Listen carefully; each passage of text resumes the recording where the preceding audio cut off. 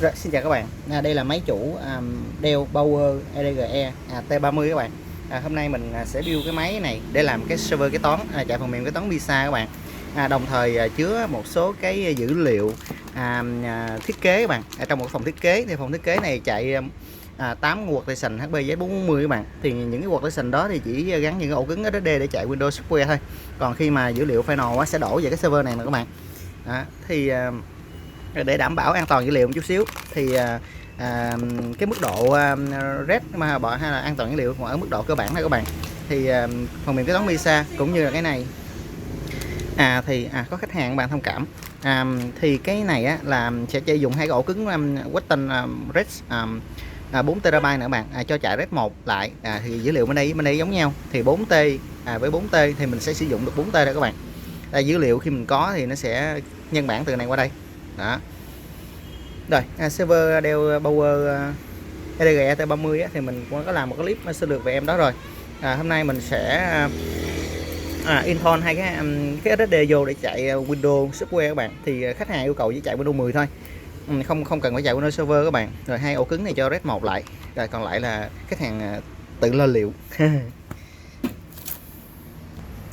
Đó. Rồi, mình đã install một cái SSD 240GB vào đây rồi các bạn, để chạy Windows 10. Ở đây vẫn còn trống một cái tray HDD 3.5 inch nữa nè các bạn. Ở trên đây thì có ổ DVD Slim này. Đó. Thì để tháo được cái tray ra thì các bạn phải bật cái 4 cái chốt này các bạn, là cái nắp về phía trước. Sau đó chúng ta kéo này xuống, người ta đẩy được cái tray về phía trước. Đó. Rồi hai cái ổ cứng 4 TB đó mình sẽ gắn ở dưới đây nè các bạn, sẽ còn hai tray dưới đây. CPU thì đang chạy con E3-1225 V5 các bạn. Là tương đương với con Core i5 6500 đó các bạn.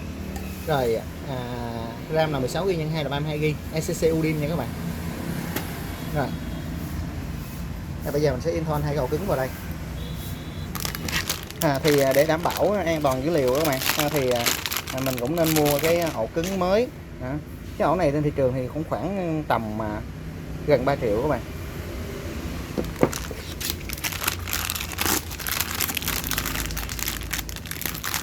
Rồi, cái ổ màu red này thì được bảo hành hãng 3 năm các bạn.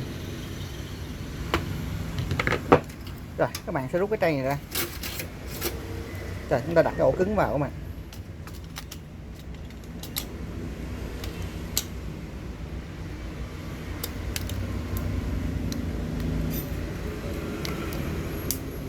Đối với những ổ cứng mới thì các bạn hạn chế chạm cái ngón tay mình vào những cái bề mặt kim loại này các bạn. Chúng ta chạm ở trên cái miếng decal này thôi, để tránh nó bị oxy hóa, nó cũng không đẹp. Đó. Rồi tiếp tục là cái thứ hai.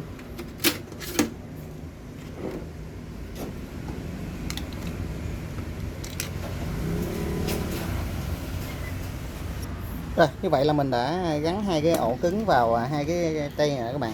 Rồi bây giờ mình sẽ cho nó vào cái đây.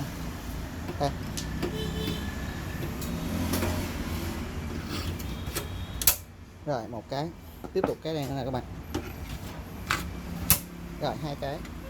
Rồi đây có sẵn hai cái đầu nguồn SATA rồi.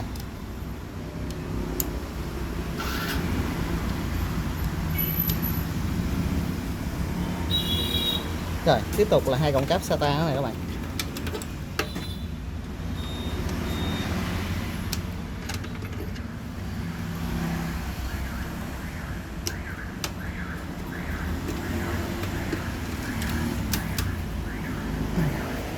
Rồi xong rồi. Rồi thì để tiết kiệm thời gian thì mình đã cài Windows 10 vào trên SSD này rồi các bạn. Bây giờ mình chỉ gắn thêm hai cái ổ cứng 4T RED này, là sau đó mình RED 1 lại với nhau. Rồi chia thành một ổ duy nhất là 4T các bạn. Rồi sau đó là mình sẽ đi bàn giao cho khách hàng luôn.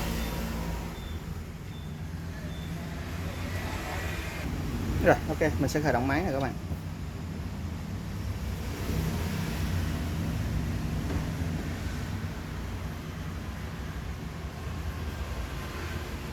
Rồi khi vừa khởi động các bạn sẽ giữ phím Ctrl Y nha các bạn. Các bạn đợi xíu nè, Ctrl Y.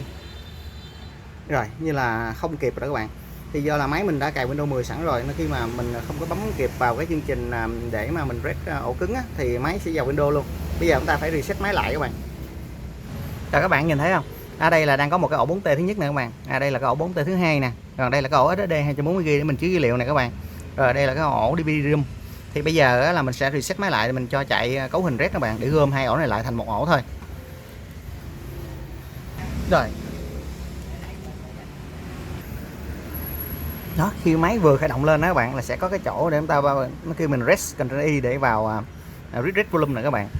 Đó, thì các bạn thấy là ổ mình là 240 nè, 3T6 nè, tức là hai cái ổ 4T đó các bạn. Hiện tại là non red stick, chưa gì hết. Thì bây giờ mình sẽ rest volume này các bạn, chúng ta enter. Rồi, ở đây mình có thể đặt tên được các bạn. Ví dụ như là 4.0 TB red 1. Rồi chúng ta enter. Rồi, red 0 là đang chạy ở chế độ là performance các bạn, tức là 4T cộng 4T thành 8T, và tốc độ đọc ghi về lý thuyết nó sẽ tăng gấp đôi. Tuy nhiên mình không cần cái chế độ này, mình sẽ dùng cái khác. Rồi, đó, đây là cái mình cần dùng nữa các bạn, red 1 micro. Thì 4T cộng 4T thành 4T thôi các bạn, tại dung lượng mình sử dụng được sẽ là 4T. Rồi chúng ta enter. Và đây là bây giờ mình sẽ lựa chọn cái ổ cứng nào và ổ cứng nào để red nó lại nè các bạn, ta enter. Đó, thì bây giờ á, là chúng ta sẽ chọn ổ 0 nè là 3T6, và cái ổ thứ ba là 3T6 nè. Chúng ta dùng cái phím bay 3 các bạn, tức là cái phím phản cách á. Chúng ta bấm cái, chúng ta chọn màu xanh này, tiếp theo chúng ta bấm thêm một cái nữa. Rồi sau đó chúng ta enter. Rồi như vậy các bạn thấy bây giờ đang dùng được có 3 tay máy thôi, hai ổ gặp lại. Rồi chúng ta enter.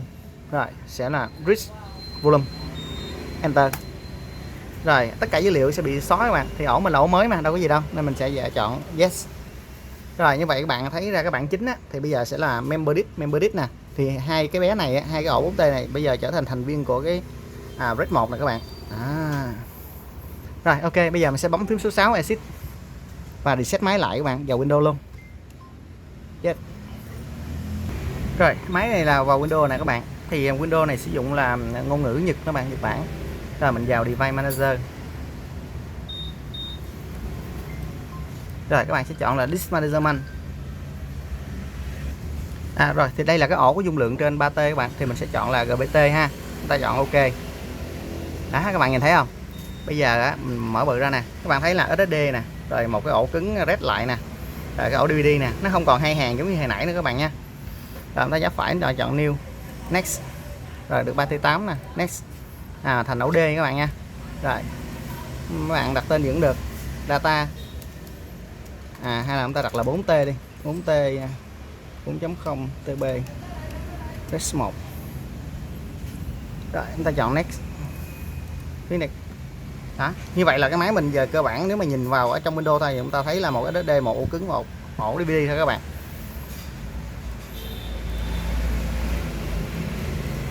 CPU vẫn là E3 1225 nè, 3.3 GHz, 4 core 4 luồng các bạn. Rồi RAM là 32 GB. Rồi gồm có hai thanh 16 GB. Rồi SSD 240 GB. Rồi ổ cứng là Intel Red 1 volume. Rồi cơ bản là như vậy. Rồi Intel HD Graphics B530 các bạn.